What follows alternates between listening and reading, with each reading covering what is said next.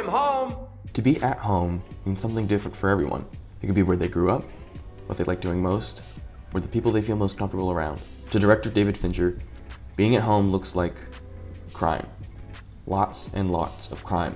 Crime filled with twisted murders, cult-like castrations, and framing one's husband for your disappearance. In the era where true crime documentaries reign supreme, Fincher's filmography has an audience with the box office numbers to back it up.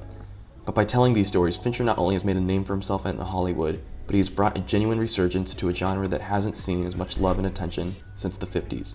Film noir. A majority of Fincher's directorial filmography falls within the subcategory of film noir, known as neo-noir. The main difference is that film noir took a more sociological approach to the conflicts and characters, whereas neo-noir is far more focused on the psychological aspects behind the characters and their motivations. So how did Fincher get his start in the industry, and where has he implemented noir into his own films today?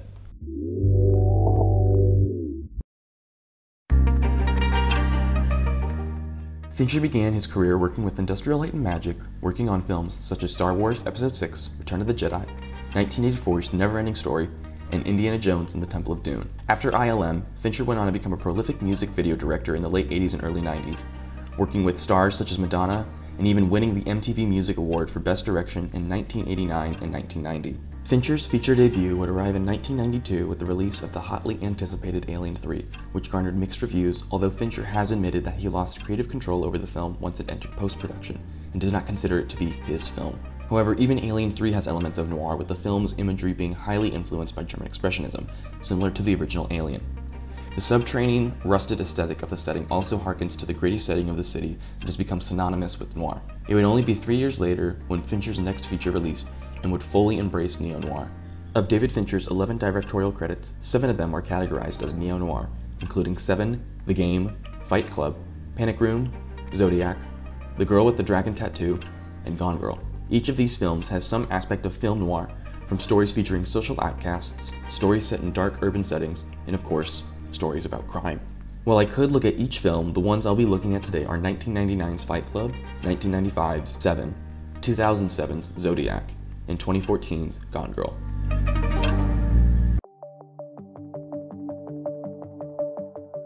While both Seven and Zodiac feature protagonists and antagonists of the social outcast variety, this trope is most prevalent in Fight Club.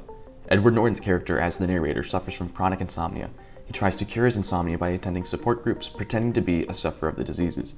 From the start, Norton's character feels isolated. Even in the support groups where he doesn't belong, he's constantly judging others around him for their appearances, how they walk, etc. He sees the world differently from everyone else, and it bothers him that others don't see it the way he does. That's why when Norton's character meets Tyler, they hit off so well, as Tyler is a literal extension of Norton himself. Nothing is more isolating than becoming best friends with yourself.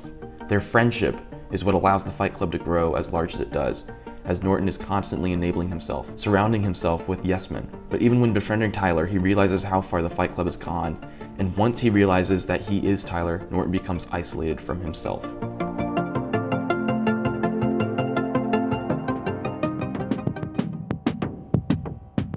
Seven focuses on Detective Somerset and Detective Mills as they hunt down a serial killer who uses the 7 deadly sins as the basis and motivation for their crimes. While the film focuses exclusively on these 3, the city in Seven is almost as much as a character as the 3 leads.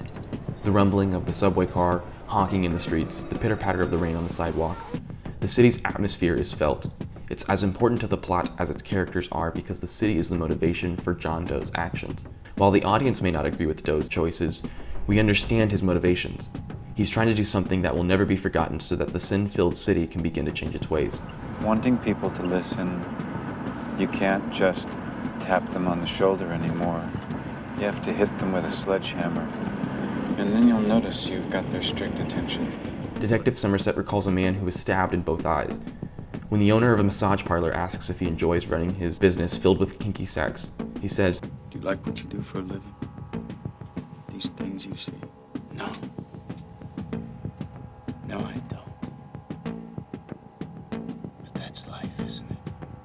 Even the library isn't safe, as Detective Somerset reveals that the FBI keeps a database of what books people have checked out. See, for years, the FBI has been up to the library system keeping records. Assessing fines. Monitoring reading habits. Look, certain books are flagged. Books on, say, nuclear weapons and Mein Kampf.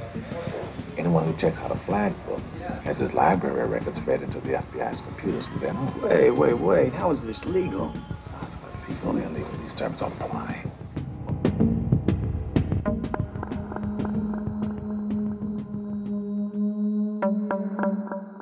The most spine-chilling aspect about Zodiac is that it is based on a true story. Zodiac is a fascinating film as it approaches the case of the Zodiac killer from every angle possible. From the perspective of the press, the police, from the perspective of the victims, and the citizens of San Francisco. All of these analyzations paint what the Zodiac is, but we never see who the Zodiac is. And that's a deliberate choice, as the Zodiac hasn't even been identified yet. The FBI didn't even crack one of the 50-year-old ciphers until last December.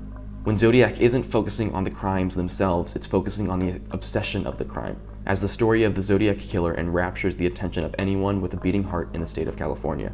Jake Gyllenhaal's character as political cartoonist Robert Graysmith remains to be the most committed to solving this case, even more so than crime reporter Paul Avery and police inspector Dave Toschi. While almost all of Fincher's films focus on crime in some way, shape, or form, Zodiac is the most unadulterated look at crime in his filmography.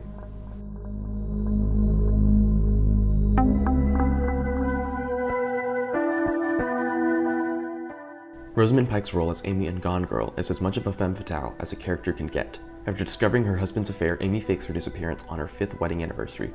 She plants enough evidence for authorities to become highly suspicious of her husband Nick, eventually planning for him to be framed for her murder. We learn in the film through Nick that Amy had falsely accused her ex-boyfriend of rape. It should also be noted that Amy had a restraining order on another ex-boyfriend, Desi Collins. After her money is stolen at a campground, Amy has nowhere else to turn except to Desi, convincing him that she had fled Nick for his abusive behavior. Amy discovers that Desi intends on keeping her in his home to rekindle their past relationship. So how does Amy get out of this situation? She uses the security cameras in Desi's home to make it appear that she had been kidnapped and raped, and later, while the two are having sex, Amy slits Desi's throat. Then, at the end of the film, when Nick tells Amy that he intends to leave her, Amy tells Nick that she's pregnant, having inseminated herself with his sperm, essentially trapping him in a marriage with her. But what sets Gone Girl apart is its ending. Whereas most noirs end on a bleak note, acting as the comeuppance of the protagonist's actions, such as in Double Indemnity or Sunset Boulevard, Gone Girl ends tragically rather because of what it suggests. We don't see Nick and Amy's marriage 5 years later, 10 years later, 20 years later. Nick's suffering is left up to our imaginations, a fate worse than death.